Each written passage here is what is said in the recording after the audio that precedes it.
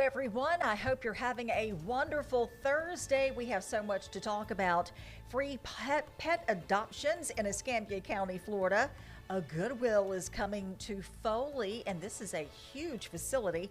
And a Mobile police officer, he just got the job and now he's lost it. We're going to tell you why.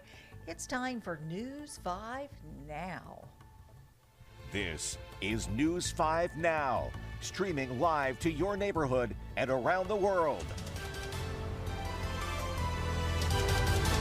Hello, everyone. I'm Roseanne Haven. Thank you so much for joining us for News 5 Now. This is where we go over the big stories of the day. We're going to look at how you answered our question of the day and how your decisions when it came to our Facebook poll. Let's go ahead and get started with the big stories of the day. We're going to go with number 5. Do you want a furry friend? Look at that sweet face. Well, you are in luck. For the next 12 days, you can adopt for free at the Escambia County, Florida Animal Shelter.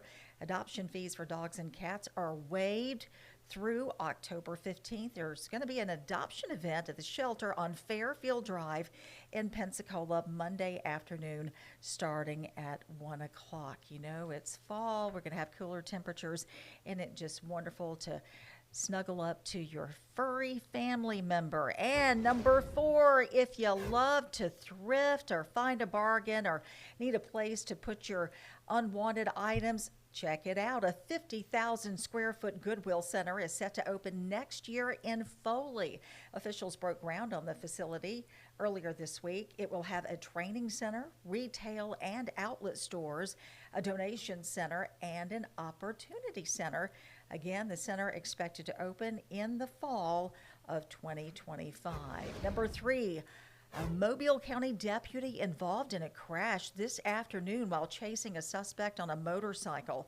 The deputy's cruiser collided with a vehicle on Moffett Road while chasing the suspect. Witnesses say the suspect was weaving in and out of traffic. That suspect, 30-year-old Corey Lee Hammock of 8 Mile, now under lock and key. He is charged with obscuring identity of vehicle, reckless endangerment, and felony attempting to elude.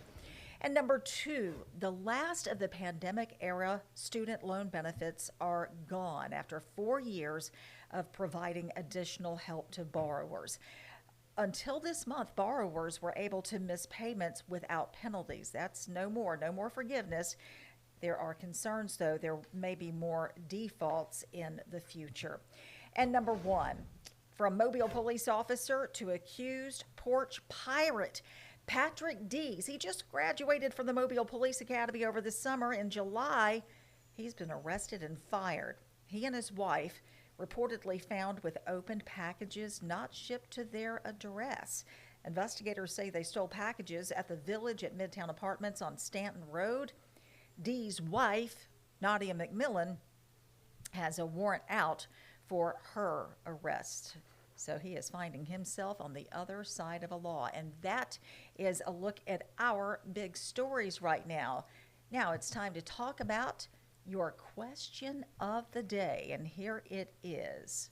Your question: would you support a proposal to ban Glock switches in Alabama? You know, we heard from Sheriff Paul Birch yesterday of Mobile County saying he most definitely is in favor of this ban. And just looking at some of your answers here, Joe Barnes says gun violence is not a problem. He's a proud owner of an AR-15. As far as he knows, it hasn't left his closet to go kill anyone and come back. Bryant Robinson is asking a question a lot of people are concerned about. Would this apply to the bad guys as well as the law-abiding gun owners? Looking more through this, Chastity LaPrade asking, does the Constitution still exist? Again, this is not banning your right to own weaponry. The Glock switch turns a handgun. It has the ability to turn it into a fully automatic weapon, and that's the concern law officers have who are on the streets. Donald Boothill says Glock switches are already illegal, and he's correct. Why do we need to pass a law that is already in effect? Well, as we understand, it is illegal on the federal level, but there hasn't been as much of a push to enforce that. So local law enforcement, they're asking for Alabama to pass a law to make it illegal as well. Now, we're going to move on over to our Facebook poll. We're going to see how you answered with this.